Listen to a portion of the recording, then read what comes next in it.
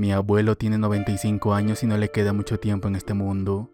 No hay más que un enredo de tubos y cables que lo mantienen atados aquí con nosotros.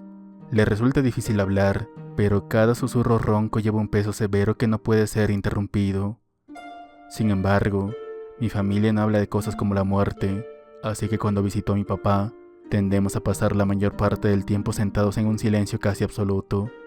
Vaya semana de noticias, decía papá. Gruñía el abuelo. Mundo loco. Luego, silencio nuevamente.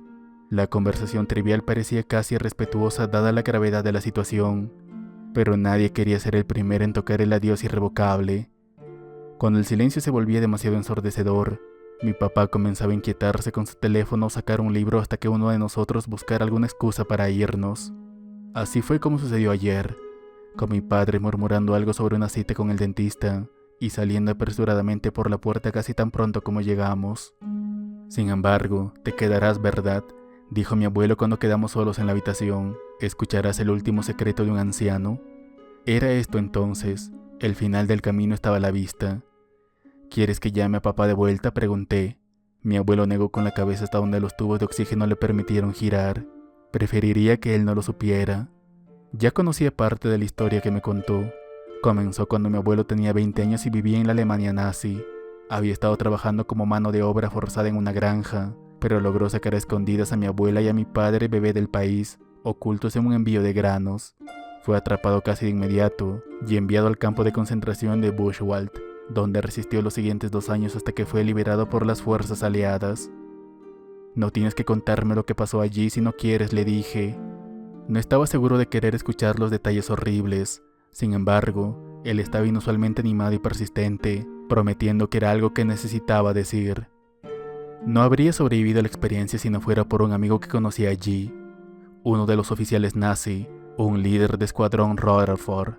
Se interesó especialmente en él debido a su sorprendente similitud de edad y apariencia. Los dos se sentaban a cada lado de una cerca de alambre de púas e intercambiaban historias sobre sus infancias. Mi abuelo hablaría de mi abuela, de lo hermosa que era y de cómo no se rendiría hasta encontrarla de nuevo. El oficial de la SS había pasado directamente de las juventudes hitlerianas al ejército y nunca había tenido relaciones íntimas con una mujer. Se enredó en los relatos de romance de mi abuelo y los dos se convirtieron en amigos cercanos a pesar de las circunstancias. El oficial salvó el nombre de mi abuelo en 2 ocasiones de asignaciones de trabajo que significaban muerte segura, y a menudo le pasaba raciones extras a través de la cerca, que mi abuelo luego distribuía entre otros prisioneros. No era una buena vida, pero era vida, y eso era bueno, dijo mi abuelo. Las cosas cambiaron cuando la guerra comenzó a llegar a su fin. Los oficiales nazis se volvieron cada vez más paranoicos y desesperados a medida que las fuerzas aliadas avanzaban. Se convirtió en práctica común que los oficiales de rango inferior fueran usados como chivos expiatorios cuando no se cumplían órdenes de trabajo imposibles. Además, el rumor de que el Röhrenführer estaba protegiendo a mi abuelo lo puso en una posición difícil con sus propios oficiales. Frente a la elección entre proteger a mi abuelo y salvar su propia piel, el Röhrenführer firmó la orden de que mi abuelo fuera enviado a una fábrica de armamento cercana.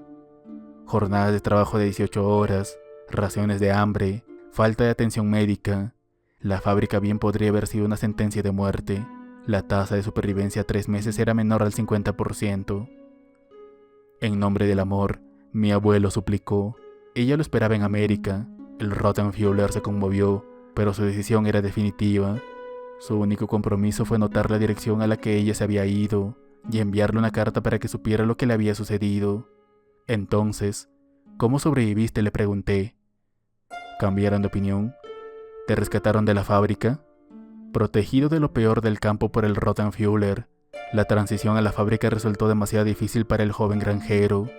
No aguantó ni la primera semana. ¿Qué quieres decir con no aguantó? ¿Cómo saliste? El esfuerzo de contar la larga historia estaba pasando factura a mi abuelo. Tosió y jadeó, luchando por respirar durante varios segundos antes de aclarar la garganta una última vez. El 11 de abril de 1945, el campo donde estaba fue liberado. Muchos de los nazis ya habían abandonado sus posiciones y habían huido del país.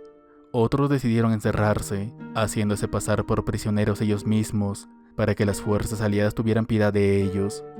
Esto era especialmente convincente para aquellos que habían tomado el tiempo de conocer a los prisioneros y podían asumir sus identidades. Cuando el oficial de la SS proporcionó la información y la dirección de su amor perdido, se le permitió abordar el próximo barco de transporte de regreso a América para reunirse con ella. Las ruedas de mi cabeza estaban girando, girando y luego se detuvieron.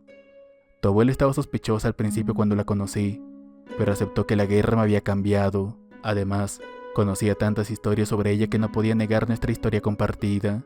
Crié a su hijo como si fuera mío y viví la vida con la que él soñaba todas las noches hasta su muerte. ¿Crees que tu verdadero abuelo me perdonaría si lo supiera? No tenía respuesta para él en ese momento y no tuve otra oportunidad. Murió mientras dormía esa noche, después de una larga y feliz vida que no fue la suya.